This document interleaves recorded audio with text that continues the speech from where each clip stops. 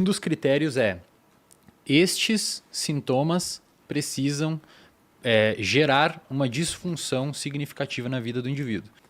Uma definição do que seria saúde mental? Saúde mental é um bom funcionamento do organismo do ponto de vista psicológico e fisiológico que permite uma pessoa ser minimamente funcional no dia a dia. Quando você vai ver o DSM, por exemplo, que é o manual diagnóstico psiquiátrico que a gente usa, que tem os critérios diagnósticos para caracterizar uma pessoa dentro de um quadro psicopatológico, existem vários critérios lá. E um dos critérios é: estes sintomas precisam gerar uma disfunção significativa na vida do indivíduo. Então, por exemplo, se a pessoa tem eventualmente um pouco de desatenção, se a pessoa tem eventualmente um pouco de ansiedade, se a pessoa eventualmente é um pouco mais triste em alguns momentos, se aquilo não gera um impacto significativo na vida dela do ponto de vista de trabalho, do ponto de vista de família, do ponto de vista de rede de amigos, teoricamente ela não está com um quadro psicológico, ou seja, é normal você ter o que a gente chama de traços de ansiedade, traços de depressão, traços de toque. Agora, quando isso alcança um nível específico de determinados critérios e começa a prejudicar a sua funcionalidade como indivíduo, você pode ter uma disfunção do ponto de vista de saúde mental que é passível de tratamento. Então, saúde mental é você ter um bom funcionamento, não é necessariamente ser feliz. É você ter um bom funcionamento e saber lidar com os momentos de estresse e tristeza. Certo. E interessante porque isso é uma coisa que me chamou muita atenção o professor Huberman quando ele comentou, né? É um critério importante a pessoa avaliar se ela tem problemas em outros setores da vida dela, né? Então, por exemplo, quando a gente vai falar de insônia, né? Um dos critérios para você falar que a pessoa está tendo insônia é ela ter prejuízo em outros setores, tipo no trabalho, na vida pessoal. Então, como o Wesley colocou, bem colocado, não é que você necessariamente sentir prazer ou se sentir bem, né? É funcionar bem, né? Funcionar normal, ter um bom funcionamento. Eu sei lá, eu tenho a impressão de que hoje a gente está numa geração onde tudo tem que ser muito prazeroso, muito bom, muito saudável, muito tudo, assim, de um jeito bom, obviamente. E aí qualquer desconforto a pessoa fala, tô com problema. Tenho insônia.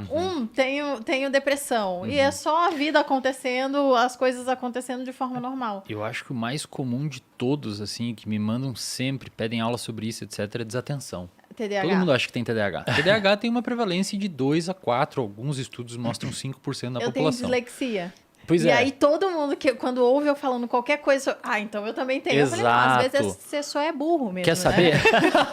Mentira, tô Às zoando. vezes só falta um capital intelectual para você acessar. Não, às vezes é desatenção também. O desatenção, o que acontece?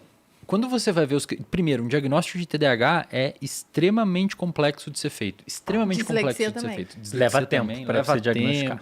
Confunde, o TDAH é um camaleão, às vezes o paciente tem bipolaridade. Isso que eu ia falar, é meio subjetivo no final, né? Ansiedade, é difícil. Tem alguns critérios que você pode avaliar, né? Mas assim, acontece que às vezes a pessoa está tendo problema em concentrar em uma coisa. Por exemplo, estudos. Isso é muito comum, né? Vai para faculdade, vai para escola, não consegue prestar atenção, tem TDAH. Às vezes é uma disciplina. Às vezes é uma disciplina e isso indica que o seu problema é com aquela disciplina nesse caso. Não é que você tem alguma disfunção nos circuitos envolvidos com controle atencional. Você tá desmotivado. Você está desmotivado, cara. Tá desmotivado.